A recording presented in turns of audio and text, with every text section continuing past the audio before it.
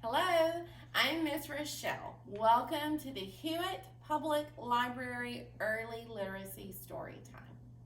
So today we are going to talk about having fun with books, and it's centered around Halloween. So let's get started. Hello friends, hello friends, hello friends. It's time to say hello. So, um, today, as I was saying, it's all about having fun. And so each week I give you different pointers about things you can do in books. And the bottom line is that when you read a book to your child, just by the simple act of picking up that book and reading, you're already teaching them some wonderful early literacy skills. And to help us understand that, I'm very excited today to introduce to you Kristen Davis. She is a speech and language pathologist, and she works at the Speech and Language Clinic at Baylor University. And she is collaborating with us to give us some very practical tips based on everything that she knows about language and language development, and just share her expertise with us. So I hope you enjoy this video about having fun with books by Kristen Davis. Hi, my name is Kristen Davis, and I am so excited to be here talking to you. I am a speech language pathologist, and I work at the Speech and Language Clinic at Baylor University. I'm happy to be collaborating with the library to bring you some helpful tips on building your child's language. By helping to build your child's language, you're also helping them establish that foundation that they need for when they are ready to read. One big way to help your child while learning to read is to show them that books are fun. Get them involved in reading. Choose books that interest them with fun pictures or books that you can do with silly voices. Talk about the book and what's going on the pages. Describe the pictures and have them think about what is happening even before you read it. If they aren't showing interest in the actual reading of the book, tell the story in your own words and have them help. Even by doing this, you are still helping them build those foundational reading skills because you're helping them build their language. The big thing is that you want them to be talking and active while reading. Make it a special time with you two and help them foster that love of books. It's worth noting that your goal is participation, not perfection. Have fun and be silly. Do silly voices. You'll have lots of giggles and you can show them that reading is fun. I hope you found this tip helpful, and I'll see you soon. So I hope you enjoyed all of the information from Kristen Davis. She is an awesome resource, and I'm so excited that she's collaborating with the Hewitt Public Library. So I want to introduce a few books today that are centered around our theme of just having fun and Halloween. And so first I'll start with this one on the end, Hoy es Halloween. This book is written in Spanish, and it teaches good behaviors on Halloween, things as simple as saying thank you when you receive candy, things, good pointers about what makes a strong Halloween bag and that it needs good handles, just that type of book that just really gives you an understanding of the behaviors that you need on Halloween. And then next I have The Littlest Pumpkin. This story is about a little pumpkin with a big dream. And this little pumpkin's big dream is to be a jack-o'-lantern. So you can check out this book to see what happens. This one is The Phantom of Creepy Hollow. And this is a whodunit book for young children. It's a lot of fun. It is who put the bubble bath in the brass section, and trying to figure out who did that. And so it's called The Phantom of Creepy Hollow. And then I have some other books tucked behind me here that I will introduce. How Spider Saved Halloween. Someone needs a Halloween costume, and Spider comes in to save the day. This one is Halloween Pigs, and they disguise themselves as wolves to go to the wolves' Halloween party. And so this combines a little bit of Three Little Pigs, a little bit of Red Riding Hood, and just a fun Halloween story. This is the night before Halloween, and it's just a different take on the night before Christmas. 'Twas the night before Christmas, only it's centered around the night before Halloween. And then we have Halloween Mice, and Halloween Mice is a story about the mice trying to have fun on Halloween night and trying to stay safe from a cat. So it's an exciting story.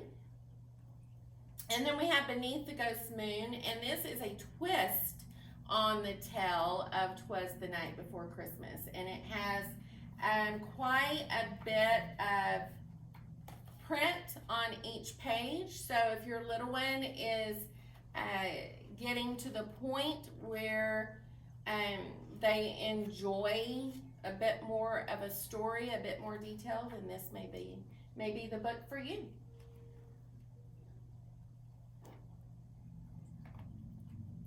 So, are you ready for story time? Are you ready for story time? Clap your hands. Are you ready for story time? Clap your hands. If you're ready for story time, if you're ready for story time, if you're ready for story time, clap your hands.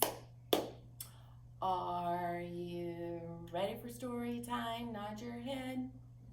Are you ready for story time? Nod your head. If you're ready for story time, if you're ready for story time, if you're ready for story time, nod your head. The Littlest Pumpkin.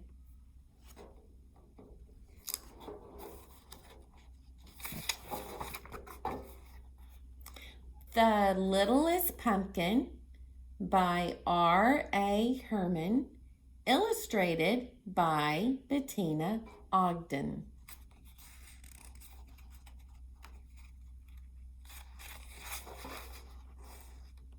Bartlett's Farm Stand. It was Halloween, and there were 18 pumpkins left at Bartlett's Farm Stand. The pumpkins looked their very best because they all wanted to be taken home and made into jolly jack-o'-lanterns. The littlest pumpkin had the biggest dreams of all. She saw herself shining in the dark with ghosts, monsters, witches, and fairies gathered around her singing a Halloween song. And today was the day when all her dreams were going to come true.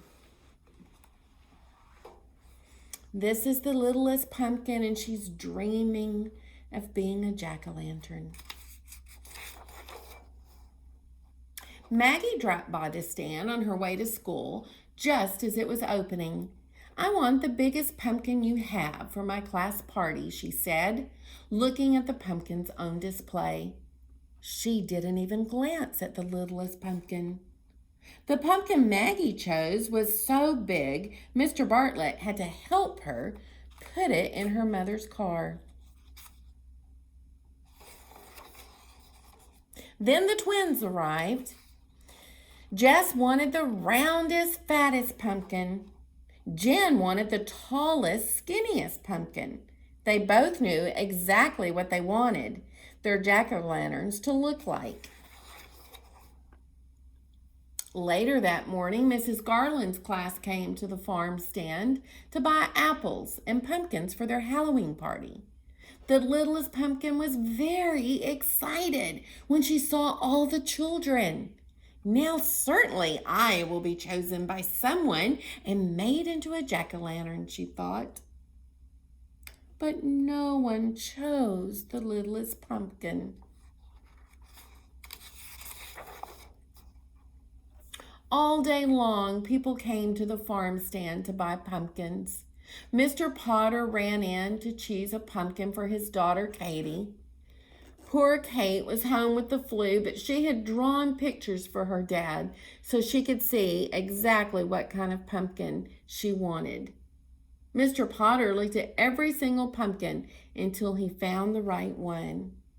She drew a pumpkin and he knew which one to buy for her. The sun began to set, and only 4 pumpkins were left at the farm stand. One had a bruise, one was lumpy and bumpy, one didn't have a stem, and the last little pumpkin was the littlest pumpkin. The littlest pumpkin still had big dreams.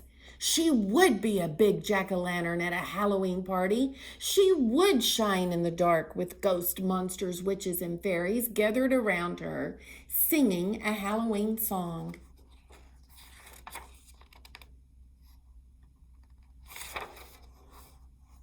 But while the littlest pumpkin was dreaming, Gabe and Mona arrived. They ran up to the 4 remaining pumpkins. Gabe grabbed the stemless one. Mona picked up the littlest pumpkin. Oh, how cute! The littlest pumpkin was so happy. All her dreams were going to come true. But it's too small for me to carve into a jack-o'-lantern, said Mona, putting it down.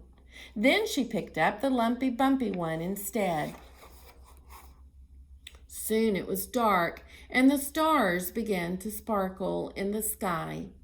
Mr. Bartlett was cleaning up. Oh, please don't close yet. Suddenly, Mr. Bartlett heard someone calling, Mr. Bartlett, Mr. Bartlett, please wait. I need a pumpkin for my party tonight. Mr. Bartlett picked up the bruised pumpkin and told Sam that if he turned it around, it would make a very nice jack-o'-lantern. Sam agreed, and with that, Mr. Bartlett closed the farm stand. So there, in the dark, on Halloween night, sat the littlest pumpkin. She was all alone, or so she thought. What do you think is going to happen? Let's see. For just when the littlest pumpkin was sure she was going to be spending Halloween night all alone in the empty farm stand, mice started scurrying around her. They were decorating everything, wearing tiny costumes and carrying all sorts of Halloween goodies. And before the littlest pumpkin knew what was happening, she found herself in the middle of a Halloween party.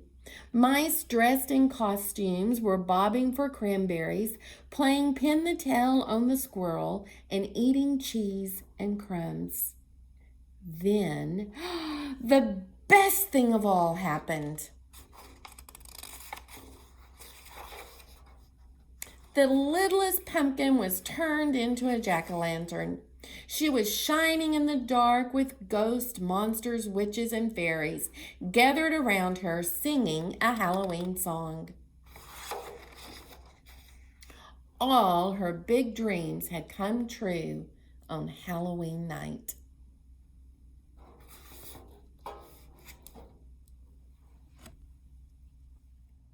I hope you enjoyed today's story. We still have time to do some finger plays and chants. So the first one we're doing, pumpkin, pumpkin on the ground. This does use a sign language for pumpkin. So you just flick your middle finger very gently on the top of your arm, and that's pumpkin. And then for the rest of it, we just do different actions. So let's get started. Pumpkin, pumpkin on the ground. How'd you get so big and round? Once you were a seed so small, now you are a great big ball. Pumpkin, pumpkin on the ground. How'd you get so big and round? So that one also had a little rhyming in it. And then the next one is 5 little pumpkins, and this is a finger play. 5 little pumpkins sitting on a gate. 5 little pumpkins sitting on a gate. The first one said, "Oh my, it's getting late." The second one said, "There are witches in the air." The third one said, "But we don't care." The fourth one said, "Let's run and run and run." The fifth one said, "Let's have some fun."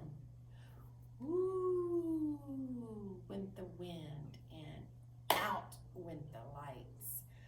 5 little pumpkins rolled out of sight.